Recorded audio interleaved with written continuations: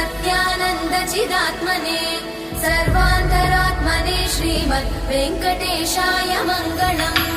स्वतः सर्वविदे सर्वशक्तये सर्वशेषिणे सुलभाय सुशीलाय वेङ्कटेशाय मङ्गलम्।